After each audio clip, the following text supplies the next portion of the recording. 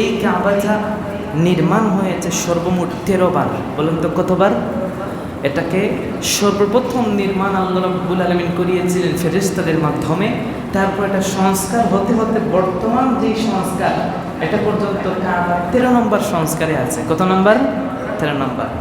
1 নম্বর, এই কাবার নির্মাণ করেছিলেন ফেরেশতারা। এর একটা সংক্ষিপ্ত ইতিহাস আছে। যখন আল্লাহ বলেছিলেন উসজুদু লি আদম, তুমি আদমকে সেজদা করো, সমস্ত ফেরেশতারা আদমকে সেজদা করেছিল, ইল্লা ইবলিস। ইবলিস সেজদা করে নাই। ওই যে ঘটনা হয়েছিল, তখন আল্লাহ রাব্বুল আলামিন জিজ্ঞেস করেছিলেন যে আমি জমিনের মধ্যে খলিফা সৃষ্টি করব। তারা বলছিল আতাজালু ফিহা মান ইউফসিদু ফিহা ওয়া ইয়াসফিকুদ দিমা, আপনি কি জমিনে এমন কোনো জাতি সৃষ্টি করছেন যারা রক্তপাত ঘটাবে, আপনার ইবাদত বন্দেগী করবে না, এমন কোন জাতি সৃষ্টি করতেন? আল্লাহর সাথে তর্ক হয়ে গিয়েছিল, একরকমের তর্ক বেয়াদবি হয়ে গিয়েছিল। মনে করেছে ফেরেশতা, তারা মনে করেছে আল্লাহ তো অসন্তুষ্ট হয়ে গেছেন, আল্লাহকে সন্তুষ্ট করতে হবে। সাথে সাথে তারা আরশের চতুর্পার্শ্বে 7টা চক্কর দিয়েছে। কয়টা চক্কর? আরশকে মধ্যখানে রেখে ফেরেশতারা 7টা চক্কর দিয়েছিল। এটা আল্লাহর কাছে খুব ভালো লেগেছে। আল্লাহ তাদের উপর খুশি হয়ে বললেন, যাও, আমি তোমাদের উপর খুশি হলাম, আর জমিনের মধ্যে তোমরা ঠিক এইভাবে একটা ঘর নির্মাণ করবে।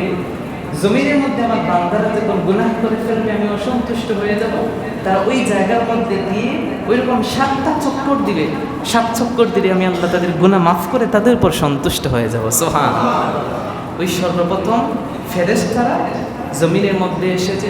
হুবহু বলা হয়েছে যে বাইতুল আতিক নামে একটা মসজিদ আছে 4র্থ আসমানে, ওই জায়গার মধ্যে ফেরেশতারা তাওয়াফ করেন প্রতিদিন। 70,000 ফেরেশতা বাইতুল আতিক 4র্থ আসমানে তারা তাওয়াফ করেন। যেই 70,000 ফেরেশতা জীবনে একবার তাওয়াফ করেছেন, তারা দ্বিতীয়বার জীবনে আর সুযোগ পাবেন। আল্লাহ এত ফেরেশতা বানিয়েছেন। ঠিক ওই বাইতুল আতিকের নিচে হুবহু জমিনের মধ্যে এই যে কাবা, যেই জায়গার মধ্যে আরবে অবস্থিত, সেটা আল্লাহ নির্মাণ করিয়েছেন। সুবহানাল্লাহ। 2 নম্বর, এটা অনেকটা মিটে গিয়েছিল। আদম আলাইহিস সালামকে আল্লাহ রাব্বুল আলামিন যখন শ্রীলঙ্কায় এবং হাওয়া আলাইহিস সালামাকে যখন জেদ্দায় পাঠালেন, তাদের সাক্ষাৎ হয়েছিল আরাফার ময়দানে। কোথায়?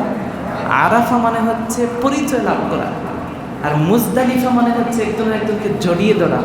আরাফায় তারা একজনের সাক্ষাৎ পেয়ে মুজদালিফায় তারা একজনকে জড়িয়ে ধরেছিলেন, যার কারণে একটার নাম আরাফা আর একটার নাম কি? মুজদালিফা। ওই জায়গার মধ্যে তারা দেখা হওয়ার পরে আদম আলাইহিস সালাম বললেন, আল্লাহ, ইবাদতের জন্য তো একটা ঘর দরকার। আল্লাহ তাকে আদেশ করলেন, এই জায়গার মধ্যে তুমি ঘর নির্মাণ করো। সর্বপ্রথম ফেরেশতারা নির্মাণ করেছিল, দ্বিতীয়বার আদম আলাইহিস সালাম নির্মাণ করেছেন, তৃতীয়বার আদম আলাইহিস সালামের ছেলে শীশ আলাইহিস সালাম এটা আবার পুনর্নির্মাণ করেন। 4র্থ নম্বর, ইব্রাহিম আলাইহিস সালাম এবং ইসমাঈল আলাইহিস সালাম মিলে দুজনকে আল্লাহ আদেশ দিয়েছিলেন, ওয়া ইয ইয়ারফাউ ইব্রাহিম কওয়াইদা মিনাল বাইত ওয়া ইসমাঈল, আদেশ দেওয়ার পরে তারা আবার নির্মাণ করেন। 5ম, আমালিকা সম্প্রদায়, 6ষ্ঠ জুরহাম সম্প্রদায়, 7ম কুসাই বিন কিলাব সম্প্রদায়, এবং 8ম নম্বর মুজার সম্প্রদায়, এবং 9ম নম্বর মক্কার কুরেশগণকে নিয়ে হযরত মুহাম্মদ সাল্লাল্লাহু আলাইহি ওয়াসাল্লামের সময় তিনি হাজরে আসওয়াদকে, বর্তমানে যেই জায়গায় হাজরে আসওয়াদ ছিল, এই জায়গার আলাদা একটা ইতিহাস আছে, সেই জায়গায় স্থাপন করেন। 10 নম্বর, 64 হিজরিতে আব্দুল্লাহ ইবনে জুবাইর রাদিয়াল্লাহু তাআলা আনহু কাবাটা পুনর্নির্মাণ করেন। 11 নম্বর, 74 হিজরিতে হাজ্জাজ বিন ইউসুফের নেতৃত্বে এটা পুনর্নির্মাণ করা হয়েছে। 12 নম্বর, 1040 হিজরিতে ওসমানিয়া খলিফা তুরস্কের বাদশার নেতৃত্বে এটা পুরো সংস্কার করা হয়েছে। এবং 13 নম্বর, 1417 হিজরি মোতাবেক 1995 সনে বাদশাহ ফাহাদ বিন আব্দুল আজিজ কাবাকে ব্যাপক সংস্কার করে, যেটা বর্তমানে আমরা দেখতে পাচ্ছি। সেটা কার? ফাহাদ বিন আব্দুল আজিজের সংস্কার বর্তমানে এটা আছে। এই কাবার বিশাল ইতিহাস আছে। আল্লাহ রাব্বুল আলামিন এই কাবাটাকে বিভিন্নভাবে সংস্কার করতে করতে ইব্রাহিম আলাইহিস সালামের সংস্কারের সম্পর্কে আমরা একটু আলোচনা না করলেই নয়। আল্লাহ রাব্বুল আলামিন হযরত ইব্রাহিম আলাইহিস সালামের সময় তাকে আদেশ দিলেন, ইন্না আউওয়ালা বাইত উদিআ লিন-নাস লাল্লাযী বিবাক্কাতা মুবারাকান ওয়া হুদাল লিল আলামিন।